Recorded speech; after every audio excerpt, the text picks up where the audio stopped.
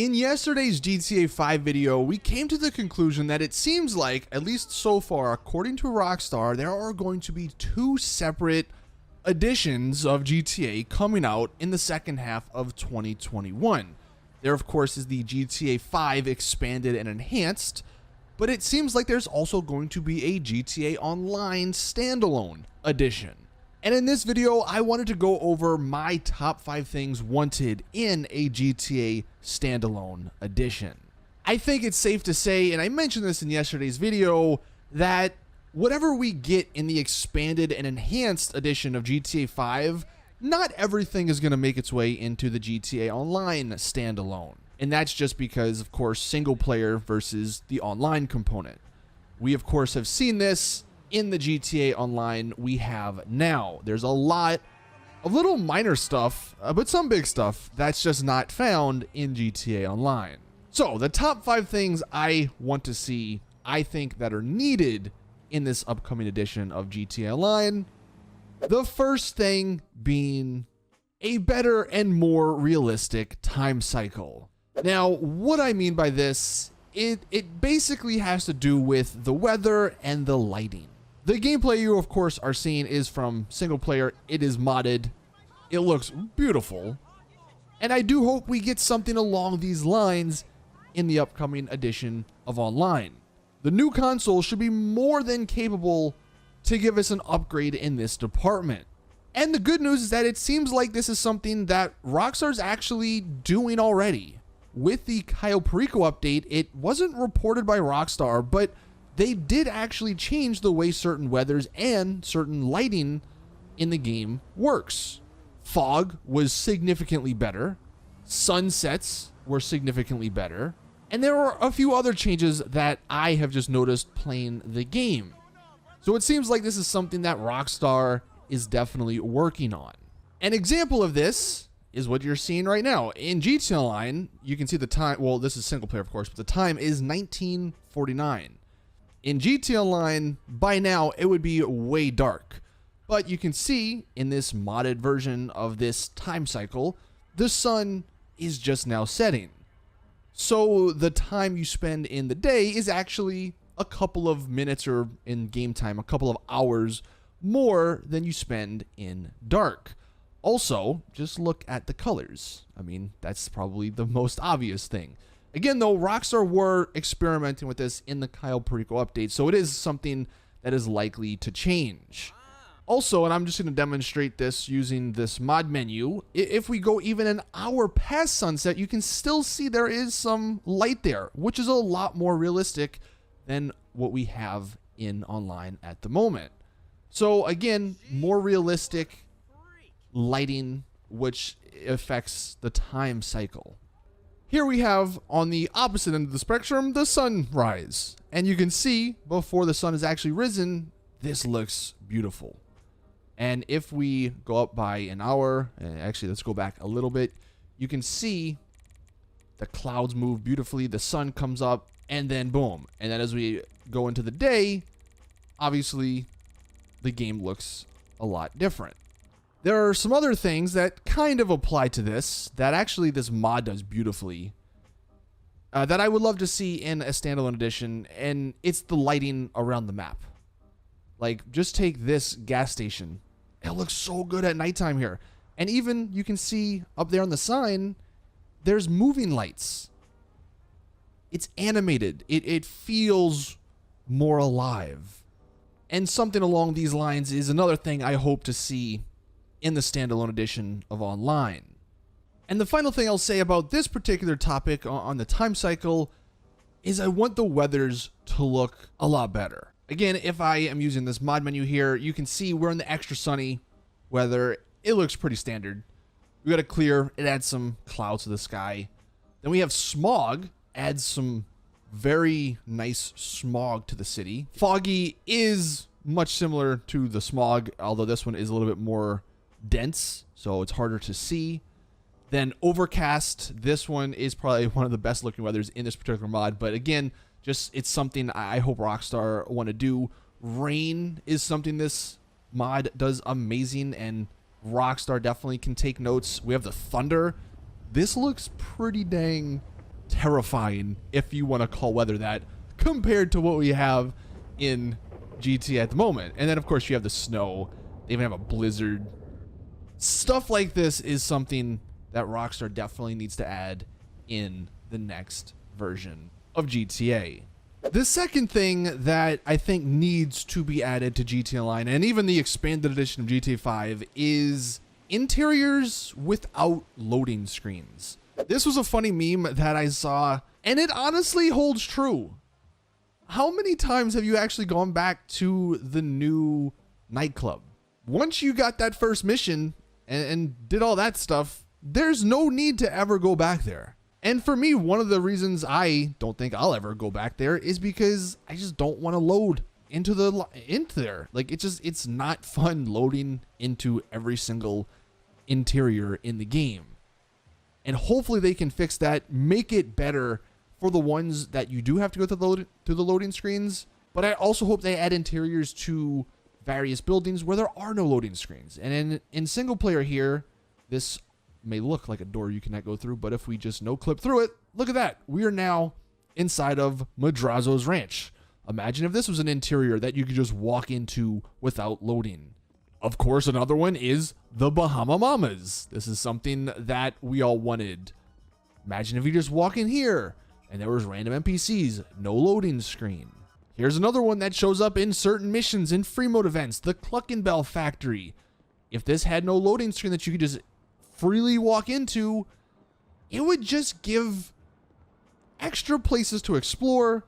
If they had some bigger areas that you can go into, there could be certain gunfights that happen in there, and the gunfights would be much better than what we have in GTA Online now, where it's just someone with a sniper perched up on a rooftop, and then if you kill them, they'll get their oppressor mark II and then just mow you down.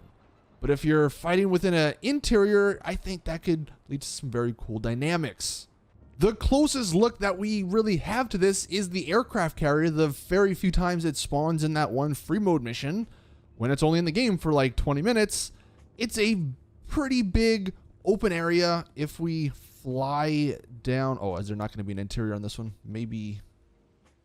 Oh, the interior is back here.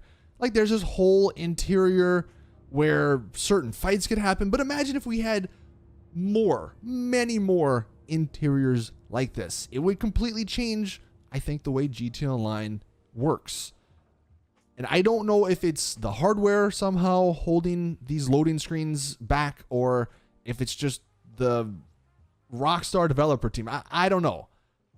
I just think one of the most important parts about this new edition of GTA Online coming out, that's going to have some next-gen upgrades, I think interiors without loading screens is probably one of the most important features. The third thing that I think is something that's so desperately needed is a change to the traffic. There's two particular changes that I think are needed here, one more important than the other.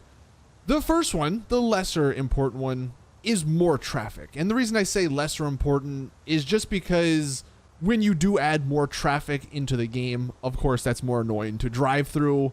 And then also, if there is more traffic in the game, maybe that means there's less NPCs, there's potentially less animals.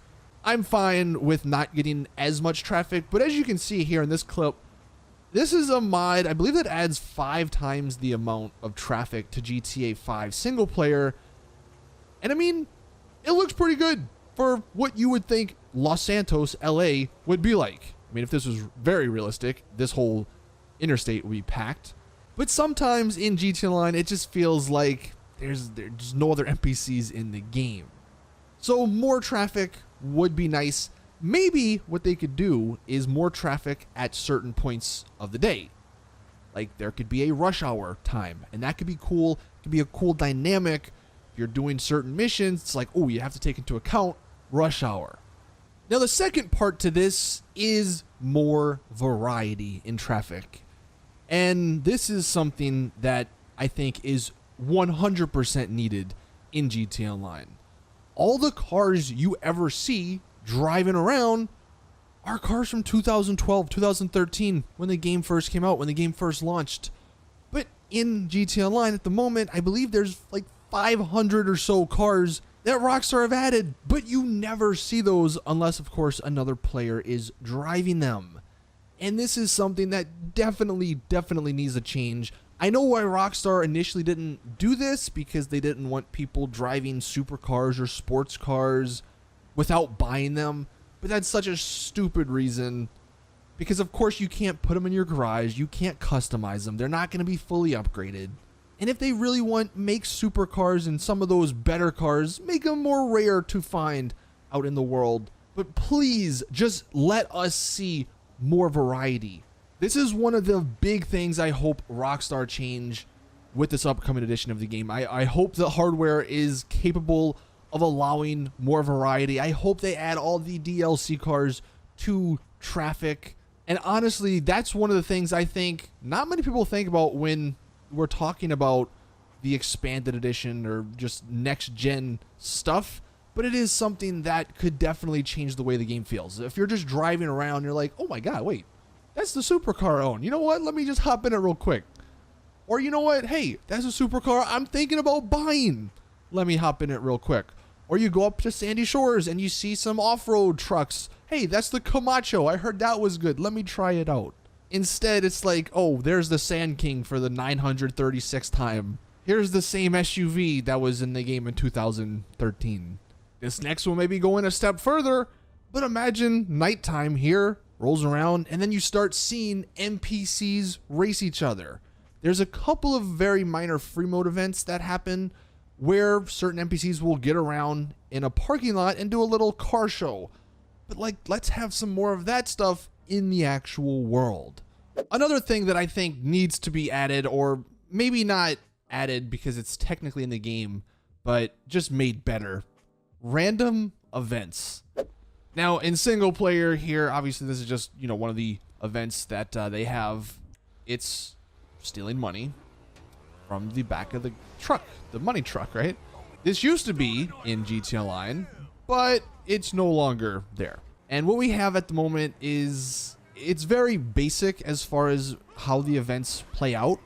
This also, I guess, maybe ties into the free mode events. The free mode events we have in the game are just not good. I think Rockstar need to completely rework this system, because random events in games, they make the worlds feel alive, but rarely does that ever happen in GTA Online. And I would assume with the newer hardware on the next gen consoles, better random events would be possible. And then last but not least, this is something, of course, that's probably the most grand thing I think Rockstar needs to do. But considering they just did it, it's something that's possible. More islands, more places to explore that aren't interiors. The Cayo Perico Island is actually a pretty cool island. It's just, of course, very unfortunate that we literally can't go here and explore it unless you're in the heist. I want more islands like this, but not restricted. And hopefully, again, not through loading screens. This one already has a loading screen, so it might be weird if in this new edition of Online, they somehow completely remove it. You can just fly to it. But on the city, or on Los Santos, there is plenty of space out here on the ocean. There's all these little islands. Turn some of those into some new places. I mean, I don't think that hard to add some new, relatively big areas to explore. This is something that, again, might have to come in DLC form down the line. But if Rockstar truly are going to be having this new standalone version of GTA Online be the game for the next 2 to 3 years, there's only so much of the regular part of Los Santos that, people will take. The Cayo Perico Island was a good step in the right direction, but we definitely need more. So those, of course, are my thoughts. That's my top 5 list of things that Rockstar need to do with the expanded edition, or the standalone edition of GTA Online. This, like I mentioned at the beginning, is something that is separate from the expanded edition of GTA 5. It's very confusing, and still, we don't know a whole bunch about truly what Rockstar's intentions are. But I do think it is a given that the GTA Online standalone will be slightly different from the expanded edition of GTA 5. And I am curious in the comment section, what are some of the top things that you want to see added in the new edition, in the upgraded edition of GTA Online? And if you want to expand on anything that I obviously stated in this video, please let us know in the comment section below. Thank you guys for watching though. That's going to do it for this video. As always, if I find out any information about the upcoming editions of GTA 5 or GTA Online, I will let you guys know. So hit that subscribe button if you are new around here. But again, thank you guys for watching. And as always, I'll see you all in the next one.